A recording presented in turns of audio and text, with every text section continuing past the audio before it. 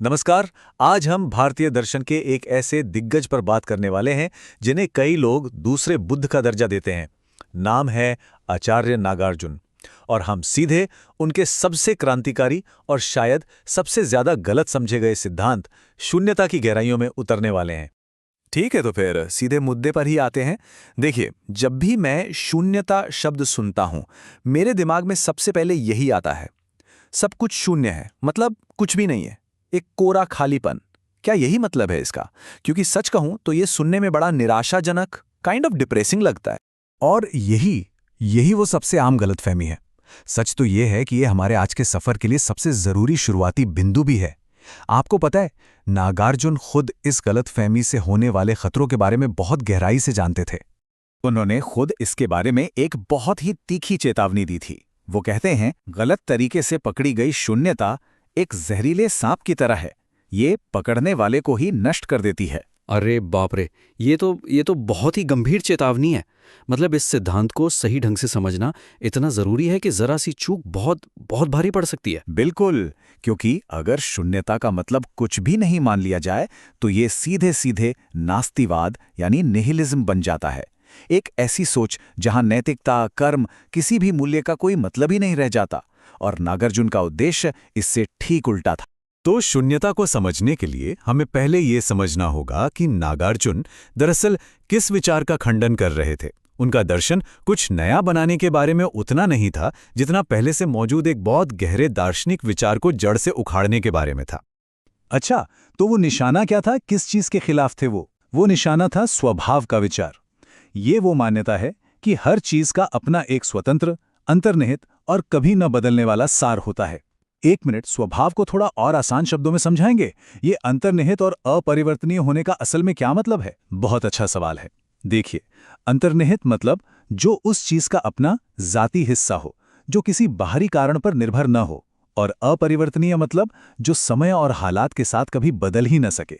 जैसे ये मान लेना कि आग का एक स्वभाव है गर्मी, जो हमेशा हर हाल में बिना किसी और चीज की मदद के मौजूद रहेगा। चलिए इसे और साफ करते हैं। अगर किसी चीज में सच में स्वभाव होता तो उसमें ये 3 गुण होते। पहला, वो कारणों और परिस्थितियों से पूरी तरह स्वतंत्र होती। इसका मतलब जैसे कुर्सी को बनने के लिए लकड़ी और बढ़ई की जरूरत ही ना पड़े, वो बस हो। बिल्कुल, यही तो पॉइंट है। दूसरा, वो शाश्वत और अपरिवर्तनीय होती। मतलब वो कुर्सी कभी पुरानी ना होती, कभी टूटती नहीं, हमेशा वैसी की वैसी ही रहती। और तीसरा, वो गैर संबंधात्मक होती। मतलब उसका अस्तित्व किसी और चीज के संबंध में नहीं होता। वो बस एक कुर्सी होती, चाहे दुनिया में और कुछ हो या ना हो।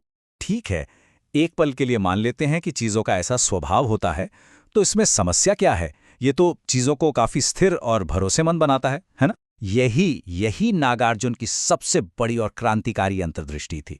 अगर हर चीज का अपना एक पक्का न बदलने वाला स्वभाव होता तो ये पूरी वास्तविकता एक तरह से जम जाती, फ्रोजन हो जाती। कोई बदलाव मुमकिन ही नहीं होता।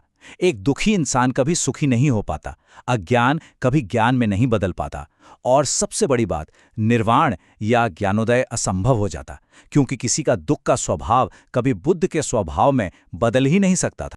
और यहीं पर नागार्जुन अपना शानदार समाधान पेश करते हैं।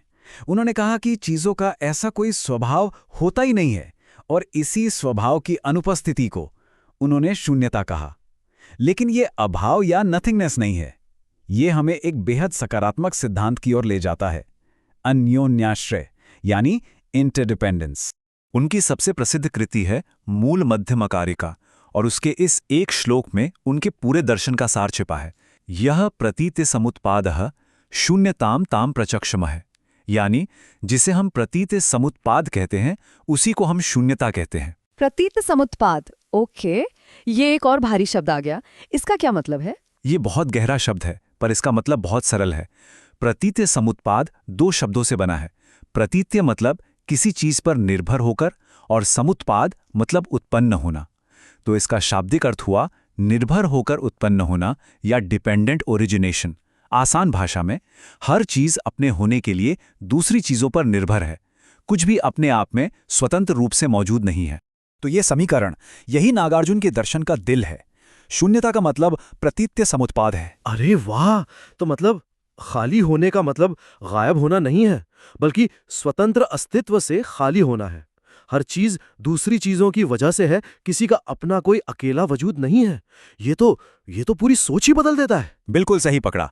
अब ये कोई नकारात्मक या खाली विचार नहीं रहा, ये एक संबंधात्मक हकीकत है कि सब कुछ एक दूसरे से जुड़ा हुआ है, एक विशाल नेटवर्क की तरह। इसे समझने के लिए कोई रोजमर्रा की जिंदगी का उदाहरण दे सकते हैं? हाँ, नागार्जुन का क्लासिक उदाहरण है आग और ईंधन का। चलो इसे आराम से समझते हैं। पहला सवाल, क्या आग और लकड़ी एक ही चीज है? नहीं, अगर होती तो लकड़ी खुद को ही जला रही होती, जो कि बेतुका है। ठीक है, वो एक नहीं है। अच्छा, तो दूसरा सवाल, क्या आग लकड़ी से पूरी तरह से अलग एक स्वतंत्र चीज है? नहीं, हमने कभी भी हवा में अपने आप तैरती हुई आग नहीं देखी जो बिना किसी ईंधन के जल रही हो। ये बात भी सही है। तो निष्कर्ष क्या निकला? यही कि आग का अस्तित्व ईंधन पर निर्भर है। ना तो आग का अपना कोई स्वतंत्र स्वभाव है, न ही ईंधन का। जब वो सही परिस्थितियों में एक साथ आते हैं तब आग नामक घटना घटित होती है। यही प्रतीत समुत्पाद है और इसी निर्भरता को शून्यता कहते हैं। ठीक है, ये दार्शनिक तौर पर तो समझ में आ रहा है, लेकिन यहाँ एक व्यावहारिक सवाल उठता है। अगर सब कुछ इस तरह से शून्य है तो हम अपनी रोजमर्रा की जिंदगी कैसे जीते हैं? ये मेज, ये कुर्सी, ये तो मुझे बहुत असली महसूस होते हैं। हम बात कर रहे हैं, ये भी सच है। इस विरोधाभास को कैसे सुलझाया जाए? ये सबसे जरूरी सवाल है और इसका जवाब नागार्जुन दो सत्यों के सिद्धांत के जरिए देते हैं। यह उनके दर्शन का व्यावहारिक ढांचा है जो बताता है कि दुनिया में कैसे जिया जाए। मेजबान ए, नागार्जुन कहते हैं कि हम एक ही हकीकत को दो स्तरों पर समझ सकते हैं। पहला है साम्प्रतिक सत्य या कन्वेंशनल ट्रूथ। ये हमारी रोजमर्रा की दुनिया है। भाषा, कारण कार्य, नैतिकता, कानून, लेन देन के लिए ये दुनिया बिल्कुल असली और जरूरी है। यानी ये कहना कि आग जलाती है, उससे दूर रहो, ये साम्प्रतिक सत्य है। बिल्कुल। और दूसरा है पारमार्थिक सत्य या अल्टीमेट ट्रुथ। ये परम सत्य है कि अंतिम विश्लेषण में सभी चीजें स्वभाव से शून्य हैं, यानी एक दूसरे पर निर्भर हैं। ये सत्य भाषा और विचारों से परे है। इसे ऐसे सोच सकते हैं, साम्प्रतिक सत्य वो उंगली है जो चांद की तरफ इशारा कर रही है और पारमार्थिक सत्य खुद चांद है। ये दो अलग अलग दुनिया नहीं है, बल्कि एक ही हकीकत को देखने के दो नजरिए हैं। और नागार्जुन ये साफ करते हैं कि एक को दूसरे के लिए छोड़ा नहीं जा सकता। वो कहते हैं, सावंतिक सत्य का सहारा लिए बिना परमार्थ का उपदेश नहीं दिया जा सकता और परमार्थ को समझे बिना निर्वाण प्राप्त नहीं होता। तो इसका मतलब ये हुआ कि हमारी भाषा, हमारे तर्क जो सामंतिक दुनिया का हिस्सा हैं, उन्हें फेंकना नहीं है, वो भी जरूरी हैं। बिल्कुल, वे उस सीढ़ी की तरह हैं जिसकी जरूरत हमें छत पर चढ़ने के लिए होती है। एक बार जब हम छत पर पहुंच जाते हैं, यानी परम सत्य का अनुभव कर लेते हैं, तो हम सीढ़ी को पीछे छोड़ सकते हैं, लेकिन उस सीढ़ी के बिना हम ऊपर चढ़ ही नहीं सकते थे। तो जब हम इन सब टुकड़ों को एक साथ जोड़ते हैं, स्वभाव का खंडन, अन्योन्याश्रय की हकीकत और दो सत्यों का ढांचा, तब हम नागार्जुन के पूरे दर्शन के उस गहरे परिवर्तनकारी लक्ष्य तक पहुंचते हैं। ये वाकई एक बहुत बड़ा बदलाव है। हमने शुरू किया था कि शून्यता एक नकारात्मक खालीपन का विचार है, और अब हम यहां पहुंचे हैं कि ये एक सकारात्मक संभावनाओं से भरा हुआ विचार है। सही कहा, शून्यता कोई वॉइड या शून्य नहीं है, ये संभावनाओं का गर्भ है, अ वूम्ब ऑफ पॉसिबिलिटी। और नागार्जुन इस शक्तिशाली श्लोक के साथ इसी बात पर मुहर लगाते हैं।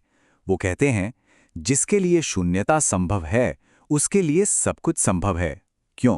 क्योंकि अगर चीजें अपने स्वभाव में पक्की और बंधी हुई नहीं हैं, अगर वे एक दूसरे पर निर्भर हैं, तभी तो उनमें बदलाव हो सकता है, विकास हो सकता है और मुक्ति भी संभव हो सकती है। और दूसरी पंक्ति, जिसके लिए शून्यता संभव नहीं है उसके लिए कुछ भी संभव नहीं है। इसका मतलब है कि अगर हम स्वभाव में विश्वास करते हैं तो हम एक जमी हुई, कभी न बदलने वाली दुनिया में हमेशा के लिए फंस जाते हैं। एकदम सही।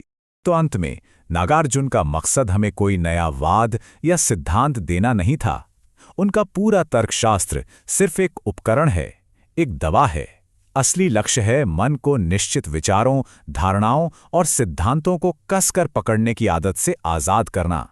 यही वो मानसिक शांति है जिसे ज्ञानियों की खामोशी कहा गया है। और ये हमें इस अंतिम विचारोत्तेजक सवाल पर छोड़ देता है, क्या हो अगर दर्शन का लक्ष्य कोई अंतिम उत्तर खोजना नहीं, बल्कि हमारे मन में लगातार उठने वाले वैचारिक प्रश्नों को ही शांत कर देना हो? शायद असली ज्ञान उत्तरों में नहीं बल्कि प्रश्नों के विसर्जन में है।